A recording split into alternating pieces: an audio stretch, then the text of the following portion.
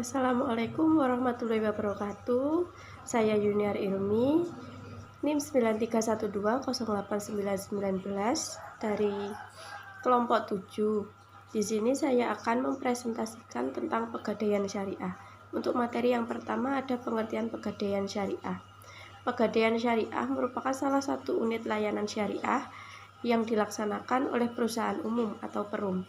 Pegadaian di samping itu unit layanan konvensional.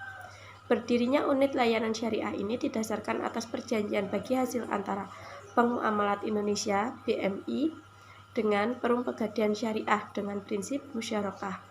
Di dalam perjanjian musyarakah nomor 446/SP 300.233/2002 dan nomor 015-PKS-12/2002. Kemudian materi yang kedua ada sejarah singkat pegadaian syariah. Di Indonesia, terbitnya PP-10 tanggal 1 April 1990 dapat dikatakan menjadi tonggak awal kebangkitan pegadaian. Salah satu yang perlu dicermati bahwa PP-10 menegaskan misi yang harus diemban oleh pegadaian untuk mencegah praktik riba. Misi ini tidak berubah hingga terbitnya PP-103/2000 yang dijadikan sebagai landasan kegiatan usaha Perum Pegadaian sampai sekarang. Banyak pihak berpendapat bahwa operasionalisasi Pegadaian Prafatwa MUI tanggal 16 Desember 2003 tentang bunga bank telah sesuai dengan konsep Islam, meskipun harus diakui bahwa terdapat beberapa aspek yang menepis anggapan itu. Kemudian materi yang ketiga ada dasar hukum pegadaian syariah.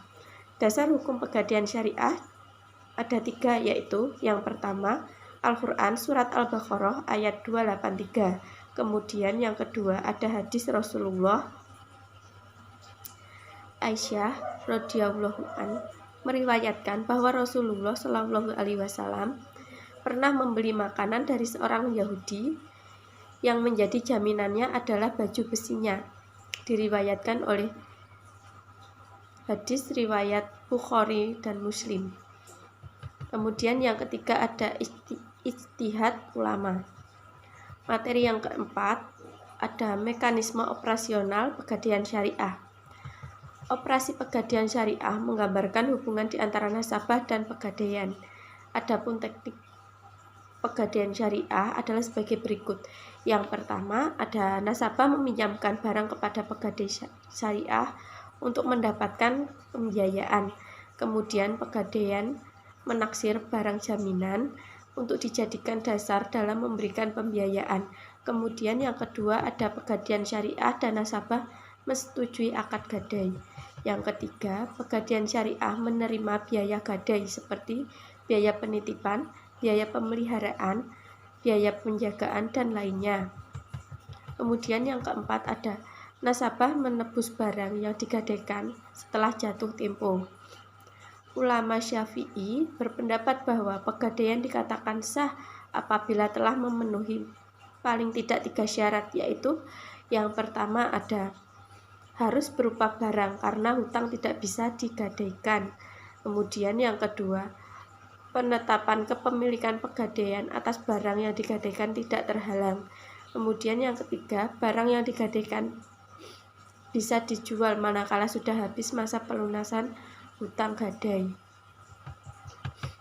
Berdasarkan ketiga syarat di atas, maka dapat diambil alternatif bahwa menentukan mekanisme operasional pegadaian syariah yang dilakukan dengan menggunakan akad. Yang pertama ada akad al-qard atau al-hasan.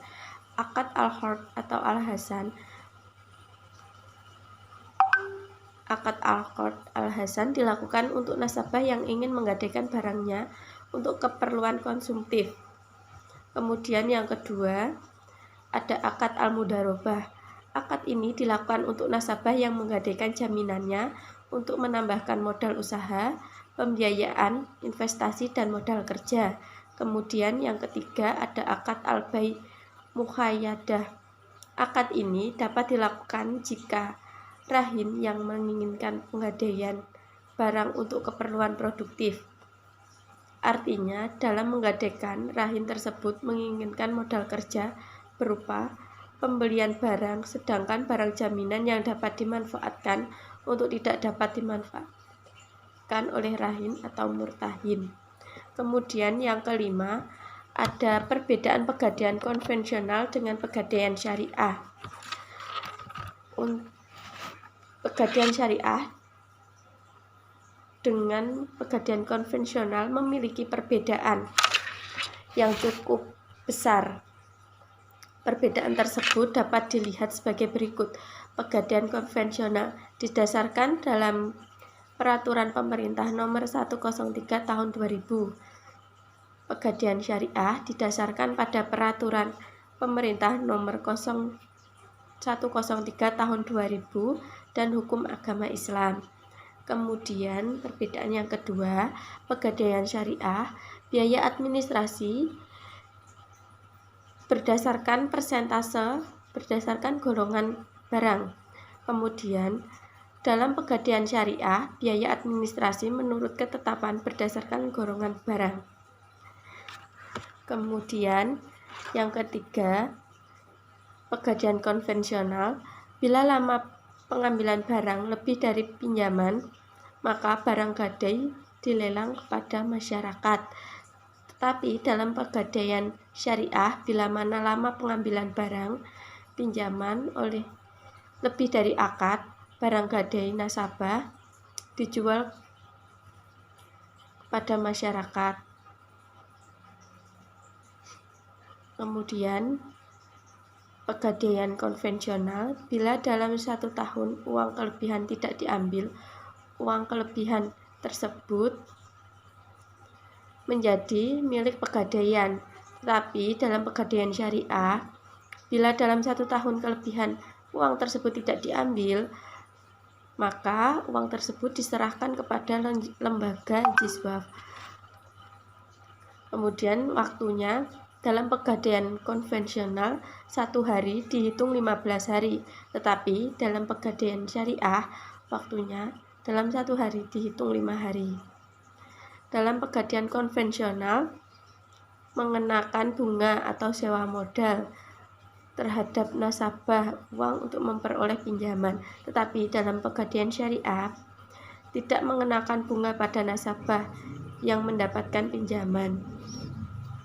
Kemudian dalam pegadaian konvensional, istilah-istilah yang digunakan ada gadai, pegadaian, nasabah, barang pinjaman, dan pinjaman. Tetapi dalam istilah-istilah pegadaian syariah ada rahin, murtahin, rahin, marhum, dan marhum bih. Sekian presentasi dari saya. Jika ada salah kata, saya mohon maaf. Wassalamualaikum warahmatullahi wabarakatuh.